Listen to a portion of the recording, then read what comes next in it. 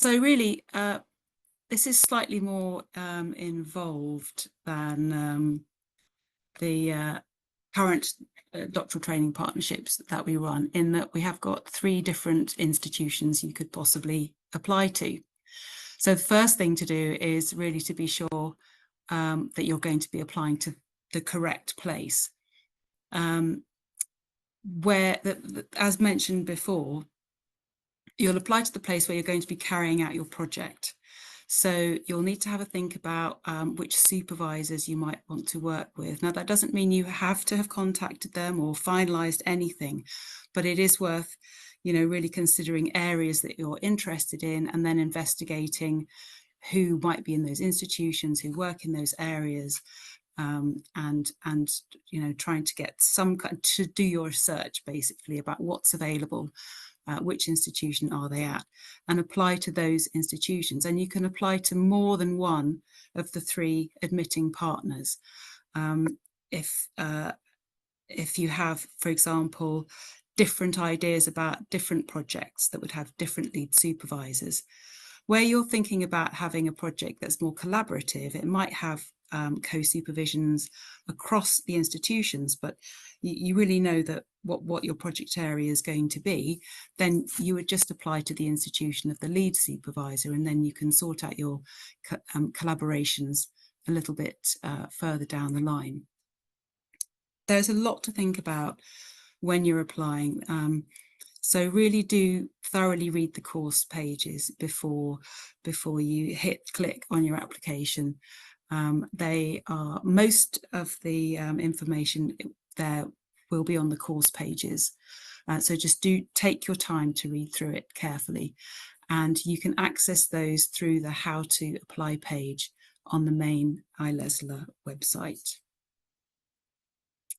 The application itself is harmonised as far as possible across the 3 institutions. So what you submit with your application should be broadly the same. There might be slight differences this year, but in the longer term, they will be very, very strongly harmonised.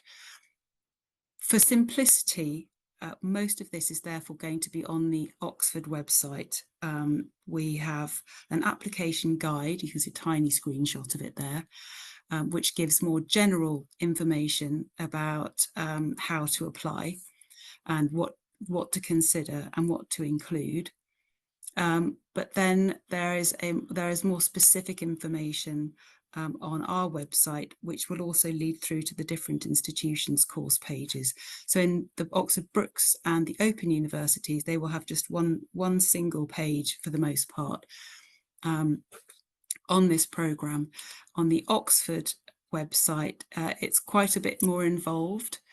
So you can click through to the course page from the ILESLA website, and what you will find is this the DPhil in Interdisciplinary Life and Environmental Science course page. I don't know if you can detect it there, but it has tabs, different tabs, which give different information about the different aspects of applying. As far as the application form itself is concerned, once you've done all your research and you've looked at the How to Apply page and you've perhaps done this evaluate yourself and how strong your application is likely to be, the interactive tool, and you've checked out the supporting documents and all the instructions that have already been mentioned. If you're applying to Oxford, you will need to create an account because our application form is online. And so at the bottom of the How to Apply page, you will see this Start or Continue Your Application, and you can hit one of these buttons to create the account.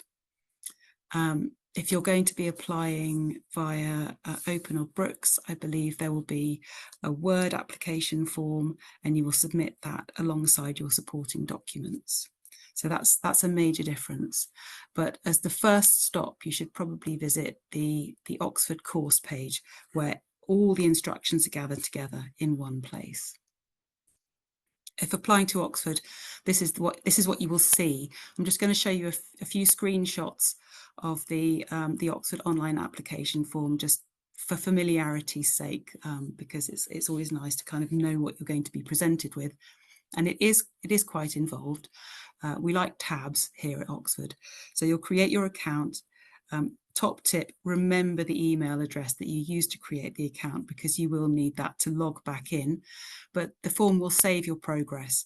So you can do it a little bit at a time, fill in the bits you know, come back, upload documents when they're ready. You don't have to do it all in one go. Once you're in and you've selected the type of application, you'll see courses here. You can select your course. What you will see is the main application form, which has, again, a series of different tabs, and you can see at a glance which ones need more information that you need to complete there. And you'll be able to save and close or save and proceed as you complete each tab. So important things to remember. I think this has been mentioned once or twice, but you're not applying to a project when you apply to ILESLA. Do not please put a project title on your application form. The projects come later. You just instead indicate one of the 5 themes: biodiversity and sustainability, climate and earth, rules of life, animal and human health, transformative technologies. And then you should also very clearly state if you're interested in being involved in the Open2C initiative and working with an industrial partner, because that will very much help assessors to put relevant applications together for assessment. There are a few questions I noticed in earlier sessions about the application fee. The application fee to Oxford has been reduced this year down to £20. It was £70 before, but you can still apply, certain people can still apply for application fee waivers. And so, there's a list of them here. I know that someone mentioned Unique Plus in an earlier session, and yes, people on graduate access programs can request a fee waiver, as can current students, applicants from low-income backgrounds, refugees, people on benefits. So there is a long list of people that are eligible. If you are not on that list and you would still like to apply, then you would need to contact the programme administrator, me, directly, and we will have a look at that on a case-by-case basis. On our application form, there is a field for extenuating circumstances, and these are things that you've experienced during your education that have caused you, that impacted significantly. For example, COVID was one of those things that has appeared a lot on the extenuating circumstances field of the application form. It's quite important, because the application form is going to be seen by administrators, assessors, panels, really everybody who looks at your application. It's quite important not to include things that are too sensitive in that. Focus on the impact of the things that happened rather than describing in detail what actually happened.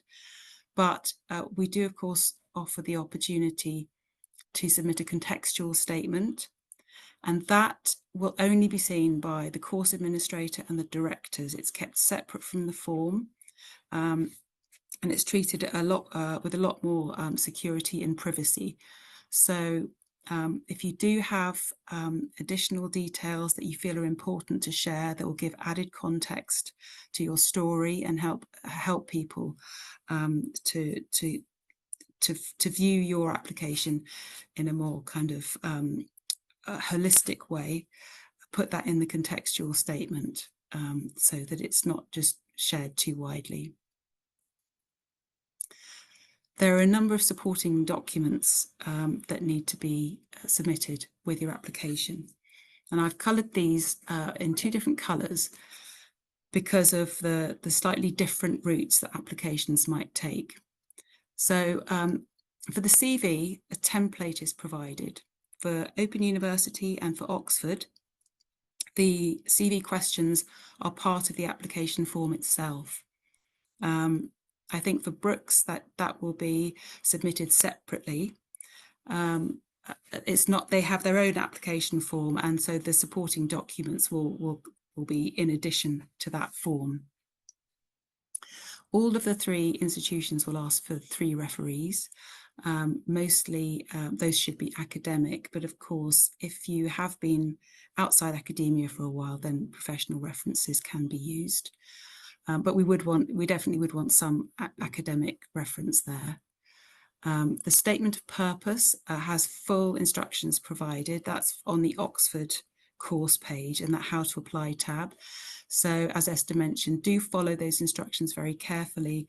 Don't provide a full essay, answer it exactly as described on the instructions. Official transcripts where available. And we do also need, for people whose first language is not English, we'll need a language qualification at the higher level. So these documents should all be integrated into the same document as the application form. If you're not applying via the Oxford online form, then we would like all of those things saved onto one single document. There are 2 additional supporting documents, which are a socioeconomic data questionnaire. It's optional to complete this, but it is very helpful for us so that we can monitor our own assessment process and be sure that we're really being as equitable as we possibly can be. And again, the contextual statement, if you want to give more information about difficulties or disadvantages you've experienced along your educational journey, and that will support your application. And these can be used, quite often they're used in before a candidate is, say, rejected. We would be very careful to check things like socioeconomic data or contextual statements to make sure that we weren't, dismissing somebody that we should keep in and give an additional opportunity to. So all of the institutions will be using the same CV questions. So please don't submit your own personal CV. And the reason for this is that we want everybody's CV to follow the similar format as possible, again, for reasons of equity. Oxford and Open, this is part of the application form, and for Brooks, a template will be provided. So please complete that template and attach it to your application. And we can provide a full list of the CV questions after this open day for people who want that help to prepare. Regardless of the institution that you apply to, we do want 3 references. Sorry to stress this, but it's very important that we get 3 references. Normally academic, but where relevant, professional references can be used. And on the Oxford application, you register these as part of the application form. And that's because we will contact referees directly. You should never attach references to your application. They won't count. We want to contact referees and so that referees can send their references to us directly rather than via you. If you're applying to Oxford, you'll be asked to name a college on your application. And but if you're applying to Brooks or Open, then you will automatically be affiliated with Linacre College, who have very kindly offered certain college facilities to students at those universities. Naming a college or choosing a college to put in your application can be somewhat confusing if you're not used to being in the Oxford system. There are 32 or something colleges, and they range hugely in how old they are, how big they are, their strengths, the things that they are proud of. And also not all of them will accept for our programme. So you can see a full list of colleges that do accept for ILESLA on the course page on the Oxford website. There's a shorter list on the ILESLA website. The ones that we list on our website, the shorter list, are colleges that have they've indicated that they're really partnering with us by providing, for example, co-funding or use of college facilities or some kind of added value whereby they're supporting the programme. On our website, there's also a little video about choosing a college, which if you find the process confusing, and some people do, you can watch that, and it's some of our students talking about their advice. They talk about their colleges, and they offer some advice on things to think about when you're choosing a college. If you're unsure, you don't actually have to name a college. You can select open as an option, and then a college will be assigned. Or you could contact an administrator and talk a little bit about, what you're hoping to get from your college, and maybe we can advise. We can certainly assign a college to you if it's all a bit overwhelming. So this is an approximate timeline. Obviously, with 3 institutions, some of the dates will vary, but certainly the first section is going to be the same for everybody. The application deadline is the 29th of January 2025. You have to apply by that deadline to be considered for funding. There's then a very intensive processing, assessment and shortlisting period, which takes place in the first 3 weeks of February. And then invites to interview will go out in the week commencing the 24th of February. Interviews will be taking place between the 27th of February and the 14th of March. We aim, where possible, to give 7 days notice of an interview. So you should get a week or so's notice. Those invites will be issued by email. So do please keep checking your email inbox on the email that you've given on the application form, because we do need you to confirm attendance at the interview. And if you don't confirm attendance, we may offer that slot to somebody else. So there's a 2-week interview period, and then the decisions will go out in the week of the 17th of March. So those are the initial decisions. There will also be a waiting list running, because we know that people are applying to multiple different programs.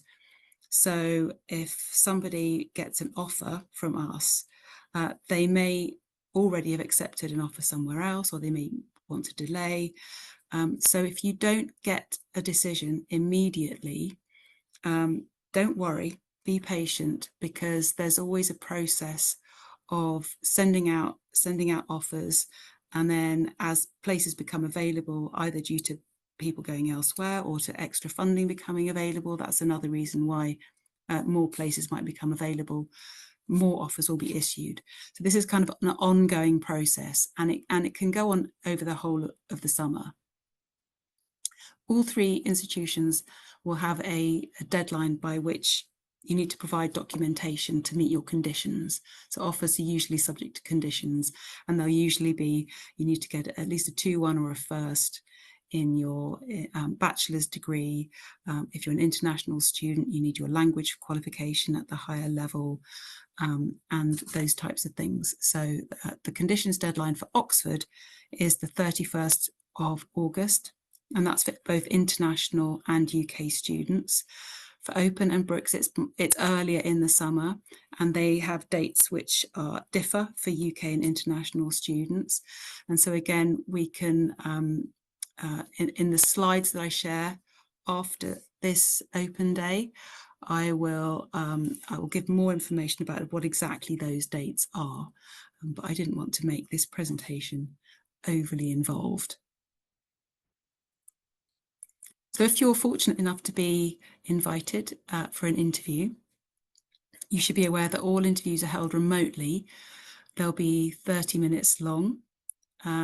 we'll ask you to give a 5-minute presentation at the start, which will kick off the interview. And all interviews are held in a very, very strict format with in between. So the panels will all have the same questions to ask and the same order. We try to make them as regular as possible so that everybody has the same interview experience and it's as fair as possible. So you will be in the invite to interview will be given some more information on the structure of the interview, and you will need to confirm your attendance as soon as you possibly can. We won't be sharing exact questions in advance, but there are certain things that you might like to consider thinking about. For example, why do you want to do a PhD would be a good thing to think about in advance. So all applicants will be contacted with an outcome. So if you don't hear straight away, please be patient because it's an incredibly busy time for administrators and we really are doing everything as quickly as we possibly can. But there are usually a lot of applications to get through and a lot of decisions to process. So, we will get to you. Please be patient. Having said that, we will do everything we can to get in touch with you between 7 to 14 days after your interview. We then, and that will be with an initial offer email. So there'll be kind of a holding email. Thank you very much for coming. We're delighted to be able to give you an initial offer, and we'll be in touch with the full details of your offer in due course. At Oxford, that's called an offer certificate, and it lays out all the details of your offer, including the conditions that you need to meet, and the time frame by which you need to get that documentation to us. We run the waiting list all across the summer because sometimes people have multiple applications in play and they're waiting to see the outcome of those different applications, so they don't know if they can accept their offer straight away. We always have more good people than we can give offers to straight away. So being on the waiting list should not be considered as being a failure. It's actually an amazing achievement. And we could, if we had more money, we would give you an offer, and we have to go through a process.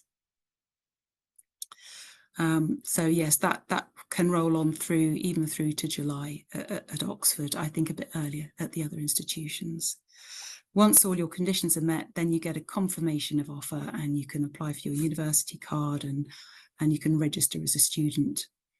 And that concludes the process. As far as funding goes, we make both funded and unfunded offers. Unfunded offers will usually come with, we usually mean that some other source of funding has been found. So that they're not truly unfunded, but they might not be funded from the grant. They'll be funded from some other source. So please do check all the conditions in your offer letter before you accept an offer. Because there will be conditions related to topic or supervision or college, and so you need to make sure you're absolutely happy with those. And the January deadline for funding is associated not just with funding from ILESLA, but also other funding sources like university scholarships. That process takes a little while to work out. So you may get an offer that doesn't confirm straight away the source of your funding because those university scholarships are decided between about March and May.